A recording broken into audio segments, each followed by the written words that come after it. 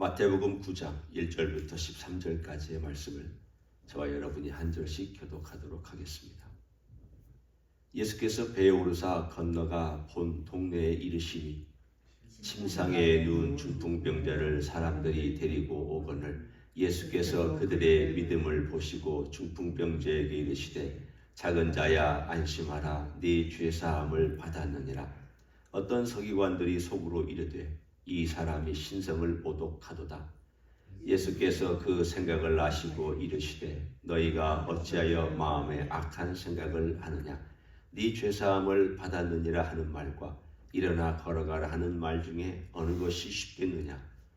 그러나 인자가 세상에서 죄를 사하는 권능이 있는 줄로 너희로 알게 하려 하노라 하시고 중풍병자에게 말씀하시되 일어나 네 침상을 가지고 집으로 가라 하시니 그가 일어나 집으로 돌아가거늘 무리가 보고 두려워하며 이런 권능을 사람에게 주신 하나님께 영광을 돌리니라.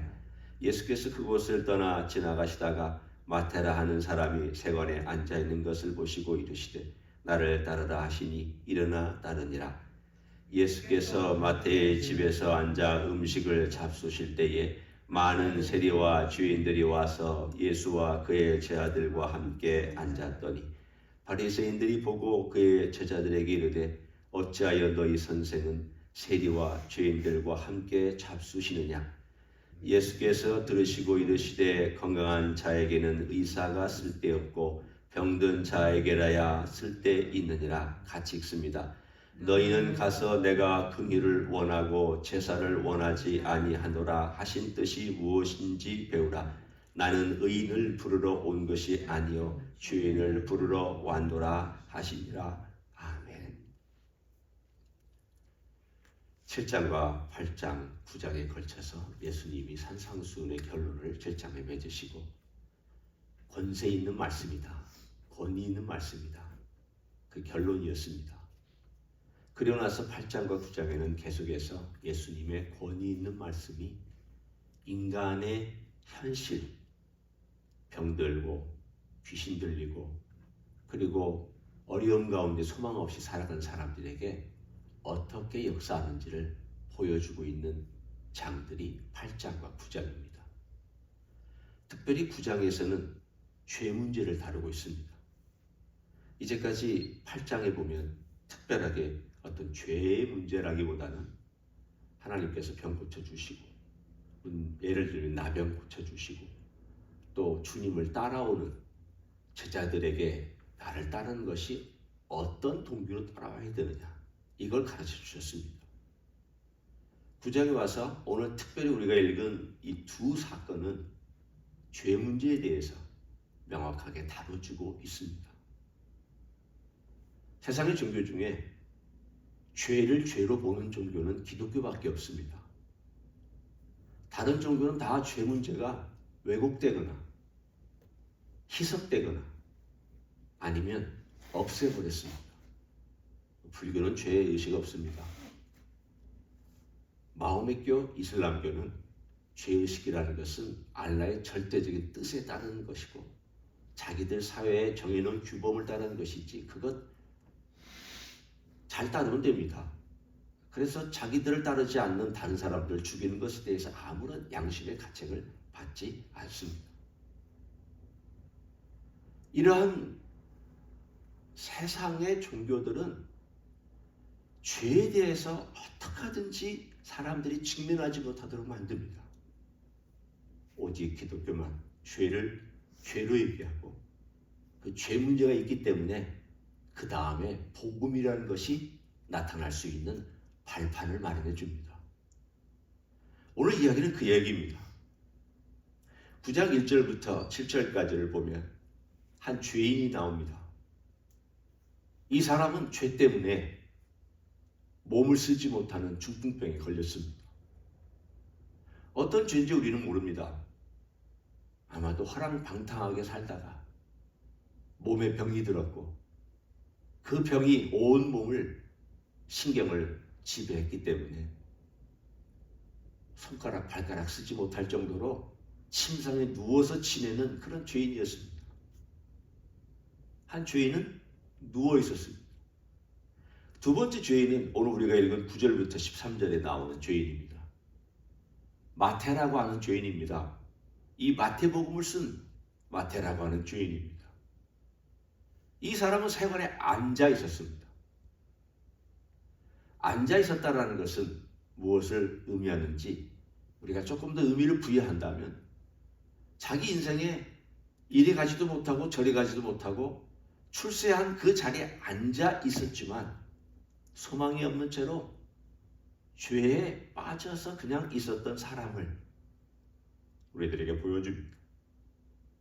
그는 세리의 장이었다. 가난한 사람이 보통 세리가 됩니다. 다른 사람, 다른 길을 통해서 출세를 못하기 때문에 어떻게 하든지 이 공부를 해서 자기의 가난과 자기의 서러움을 탈피하기 위해서 열심히 공부해서 세리에 올라갑니다. 우리가 성경에 나오는 세리들은 대부분 그런 사람들입니다. 한국도 그랬습니다. 옛날에 세무대학이라는 게 있었습니다. 거기에 가면 공짜로 공부 다 시켜줍니다. 생활비도 대줍니다. 그리고 거기 졸업하면 보통 관세청이나 또는 세무의 일을 보는 나라의 국가기관의 공무원이 됩니다. 제가 가르치는 청년들 중에서도 한국에서도 그런 형제들이 있었는데 그 형제들을 보면 참 똑똑합니다. 그런데 집안이 대단히 가난합니다. 그래서 어떻게 하든 공부를 하기 위해서 학비 안 들고 생활비 대주는 그 세무대학에 들어가서 거기서 공부 잘 해가지고 관세청이나 이런 데 취직하는 그런 형제들이 있었습니다. 그 당시에도 똑같습니다. 이 사람은 가난하고 그런데 출세하고 싶고 너무 어렵기 때문에 경제적으로 좀 안정되고 싶은데 그래서 세리가 되었습니다. 세리가 되면 그 길은 뻔합니다. 뇌물 받아야 됩니다. 위에 있는 사람들에게 뇌물 바쳐야 됩니다. 사람들에게 과도하게 세금 걷어야 자기도 먹고 삽니다. 월급만 가지고는 살아갈 수가 없기 때문입니다. 로마에 빌붙어야 합니다. 헤롯에게 빌붙어야 합니다. 이런저런 권력 있는 사람들 눈치를 봅니다. 힘없는 사람들 이용해야 됩니다. 그렇기 때문에 이 세리의 장까지 올라왔을 때는 얼마나 많은 죄를 저지르고 여기까지 올라왔겠습니까? 얼마나 많은 양심의 가책을 받으면서 괜찮아. 내가 이것 때문에 출세하기 위해서 올라왔는데 이런 것쯤은 아무것도 아니지 라고 하면서 올라왔지만 이 중풍병자보다 사실은 더한 죄인입니다. 중풍병자에 내놓는 허랑방탕한 삶을 산 사람이고 이 세리는 사실은 자기 욕망을 이루기 위해서 출세하기 위해서 허랑방탕한 사실은 엄밀한 의미에서 보면은 하나님을 거역하고 자기 백성들을 배반하고 그 자리까지 올라온 죄인입니다. 한 사람은 누웠고 한 사람은 앉아 있습니다. 둘 다 죄에 묶여 있습니다. 한 사람은 몸이 묶여 있고 한 사람은 영혼과 마음이 묶여 있습니다. 주님께서 이 두 케이스를 이 마태를 통하여 보여줍니다. 내가 왜 왔느냐? 내가 이 땅에 왜 왔느냐? 이렇게 죄에 묶여서 누워있는 이 중풍병자와 같이 죄짓고 아무것도 못하고 옴짝달싹하지 못하는 자를 자유케 하기 위해서 내가 왔다. 돈이라고 하는 것과 출세라는 것에 옴짝달싹하지 못하고 그게 묶여서 아무것도 하지 못하는 가운데 미래의 소망도 없고 꿈도 없는 이 마태 같은 세리와 죄인들을 내가 구원하기 위해서 이 땅에 왔다. 죄 문제 주님 직시하셨습니다. 주님은 죄 문제에 대해서 절대 쉽게 넘어가시지 않습니다. 희석시키지도 않고 없애지도 않고 왜곡시키지도 않으십니다. 죄는 죄라고 주님은 분명히 말씀하십니다. 그러나 이 죄에 대한 해결책이 있습니다. 누구냐? 예수님입니다. 예수님 외에는 해결책이 없습니다. 그래서 이 마태는 자기가 그 해결을 받기 때문에 나 같은 죄인을 찾아오셨다. 나같이 장말 속에서 이 양심의 가책을, 내가 내 백성을 배반하고 내 백성 이용하고 내 출세를 위해서 그렇게 뇌물과 또는 정당한 권력을 행사하지 않은 나 같은 인생을 주님께서 찾아주셨다는 그것 때문에 사실은 마태가 나중에 제자가 된 다음 이 책을 썼습니다. 그리고는 여기 기록하면서 이 이야기를 적었을 때 그 마태의 마음이 얼마나 그 안에서 흐르는 전율이 있었겠습니까?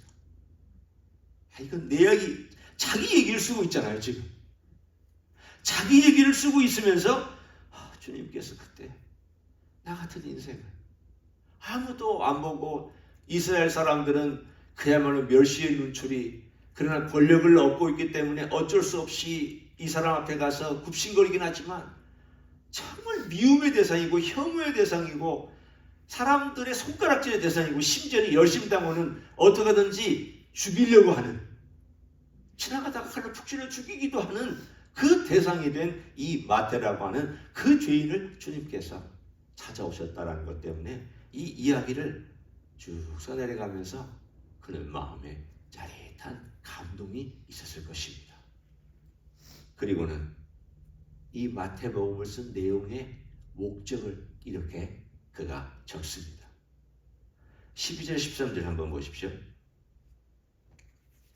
예수께서 들으시고 이르시되 건강한 자에게는 의사가 쓸데없고 병든 자에게라야 쓸데있느니라.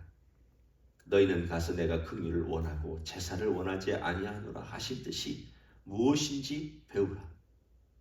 나는 의인을 부르러 온 것이 아니요 죄인을 부르러 왔노라 하시니라.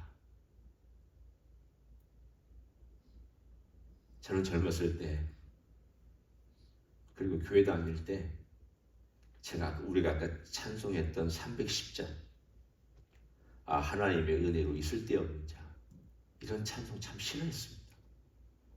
뭐 얼마나 쓸데없다고 하고 그러냐. 아니 하나님의 은혜로 있을 데 없는 자 뭐가 쓸데가 없냐. 아니 하나님께 바칠 수 있는 젊음이 있고 하나님께 바칠 수 있는 재능도 있고 하나님께서 쓰시는 시간도 있고, 근데 자 인생을 들여서 하나님께 헌신하고 하나님 사용할 수 있는 그런 것들이 있는데 왜 자꾸 쓸데없다고 그러고 버러지 같다고 그러고 벌레 같다고 그렇게 자꾸 이 얘기하느냐. 참 듣기 싫었습니다. 솔직하게 듣기 싫었습니다. 그런데 제가 죄인이라는 것을 더 뼈저리게 알고 난 다음에 지금도 그렇습니다. 내가 참 죄인이구나.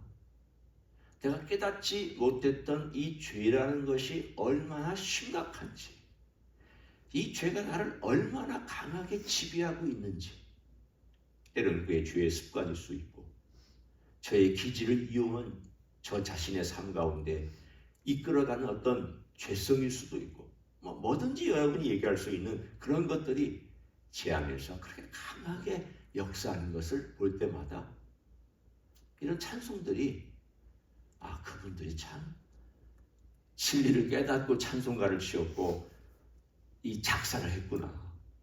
그리고 오늘 이 말씀도 저에게 대단히 또 의미 있게 다가옵니다. 그래 맞다. 주님께서 이 땅에 오신 것은 죄인을 부르러 오신 것이지 나는 문제 없습니다. 나는 그래도 건강하게 잘 삽니다. 이런 사람들은 의사가 별로 쓸데도 없고 의사가 뭐라 그래도 잘 듣지도 않습니다. 의사의 말을 듣는 사람은 아픈 사람입니다. 제가 암에 걸려서 병원에 입원했을 때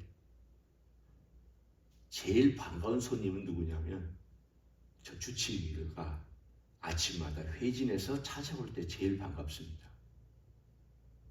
보통 그때는 환자들이 한 4명인가 5명이 있는 그런 그 병실에 이렇게 앉아 있는데 아침 되면 이제 커튼 열고 커튼으로 이렇게 가려져 있잖아요. 커튼 열고 한 사람씩 다 침대에 이렇게 앉아 있을 수 있는 사람들은 앉습니다.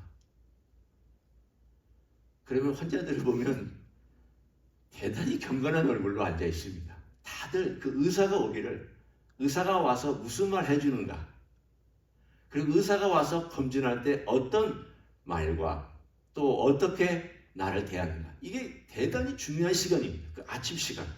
의사가 또 회진하면서 이 병실 저 병실 돌아갈 때 모든 환자들이 다 경건하게 앉아가지고 그 의사 기다립니다. 의사가 와서 한 3분, 길어야 5분도 안 걸리게 환자 체크하고 상황이 이렇다, 언제쯤 어떻다, 이렇게 얘기해주고는, 그리고 특별하게 질문 없으시죠? 질문 있으면 질문 받고, 없으면 쑥 하고 지나갑니다. 그런데 사실 제가 환자였기 때문에 그 마음을, 환자들의 마음을 압니다.